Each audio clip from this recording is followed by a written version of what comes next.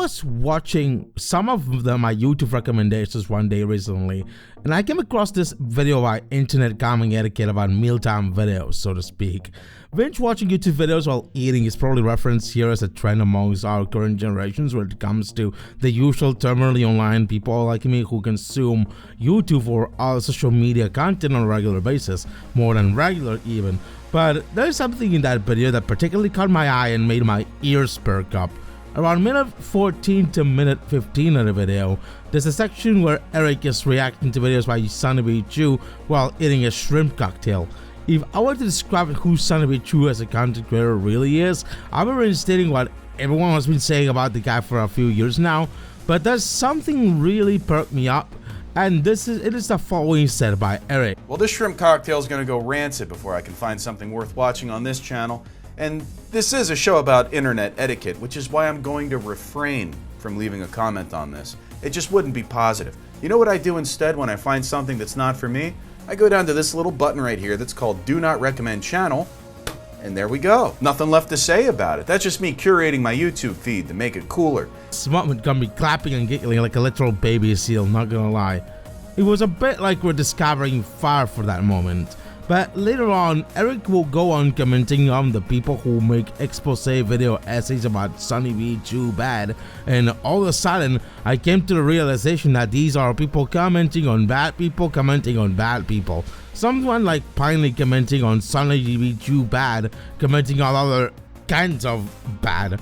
Why is the YouTube landscape even like this, where people have to bottom feed from drama regurgitated by other drama like this weird Matryoshka doll of nonsense, like a linear row of creators backstabbing the next creator backstabbing the creator after him?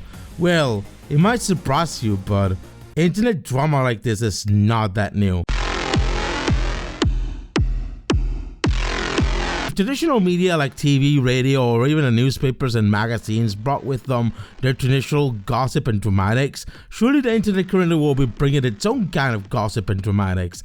If the earliest example of internet dramatics was on the Usenet boards with a bunch of leeches spamming stuff about how to make money fast, hey, I wonder what's that going on to this day?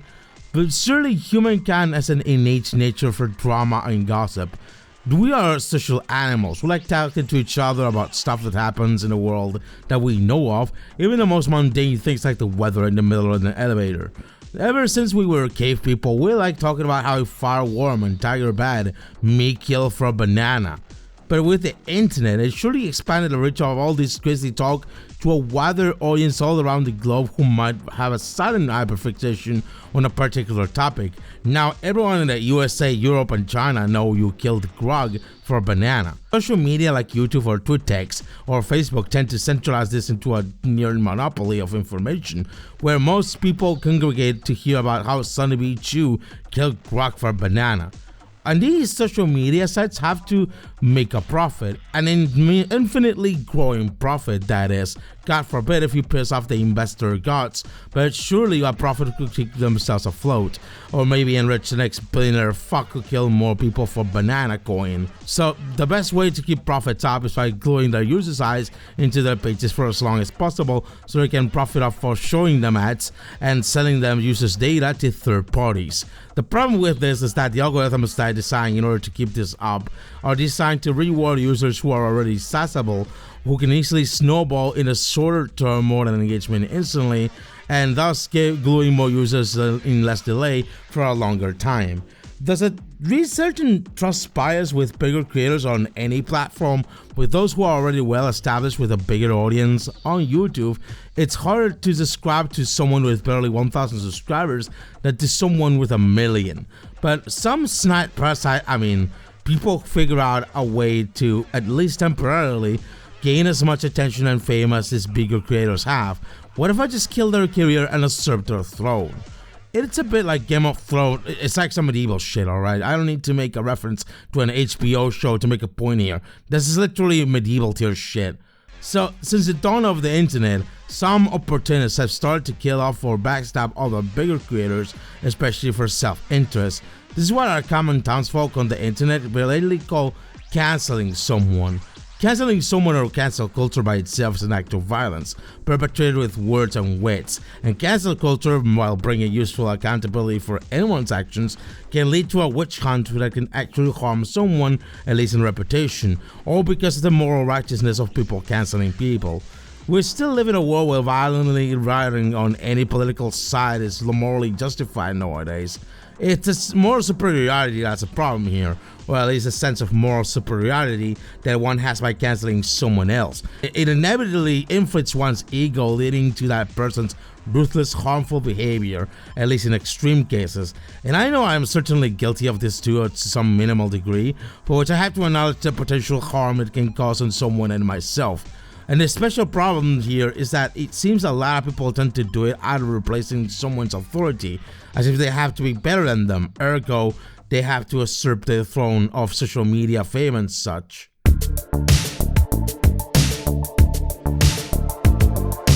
There's no denying of this. Social media like YouTube and such reward this behavior for profit.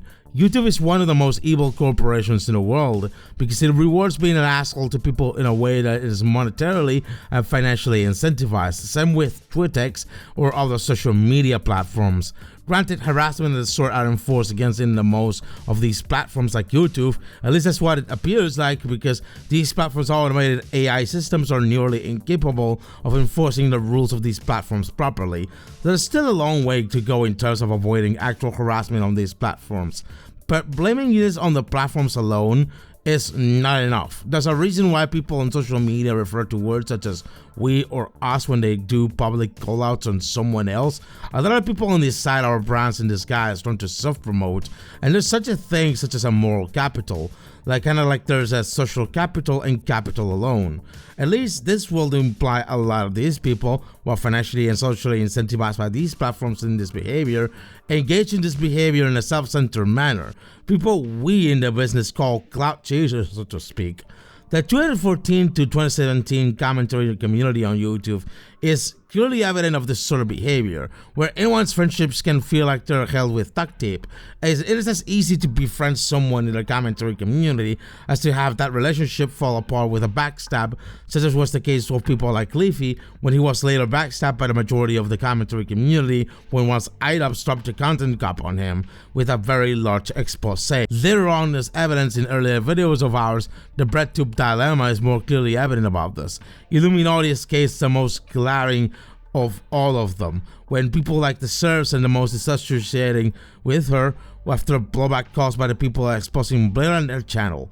It was mostly a PR move more than an actual ethical stance, a stance that surely a lot of damage control, especially on Reddit, to try to protect Blair until it was not convenient for their brand to keep protecting Blair. There's later commentators who bottom feed on this sort of drama by either retelling the story to regurgitate from there or either worse. Channels like Nicholas Diorio, Augie RFC, Turkey Tom, or even way bigger ones like Moist Critical or Mudahar from some Ordinary Gamers. The earlier example with Sunny Chu, though, is that even some of these people will expand on this wave of negativity by just making expose video essays in the store on these such of personalities. A person exposing another person and exposing another person. And at the bottomest end of this food chain are reaction channels like Hassan Piker, who repurpose and steal this type of content for easy content. The money is almost made by itself. The top end of this food chain, of course, though, is platforms like YouTube or Twittex, where they profit off this negativity and backstabbing in the end at some degree, while rarely properly enforcing their guidelines or harassment of the sort. And hey, if it makes the money, why bother getting rid of it? It's kind of easy to fall for this rich bait or doom scroll bait, but let's face it, engaging physically with this type of content, whether adding dislikes to the pile or giving them a view even, is detrimental because of the snowball effect which it might lead to, getting this content more views in the process. If you're hoping for a solution to this problem, it was clearly evident at the start of this video. A rarely used button on the YouTube recommendations is the Don't Recommend Channel button after the 3 dots on each video's thumbnail and the title slot. It is a feature that luckily YouTube has given us that surprisingly kinda works. I mean, honestly, You're not there blindly and mindlessly watching content while you're eating lunch at work, are you? At least you can have the criteria of what you want to watch on these platforms by curating them with this button, or by similar functions on other platforms like the block button on TwitX. I'm not telling you to use this against aforementioned creators and create a harassment campaign from it. I'm telling you to individually curate your feeds this way so you can watch what you really want to watch. You're free to watch these channels if you want, just be wary of what makes you feel better by watching it.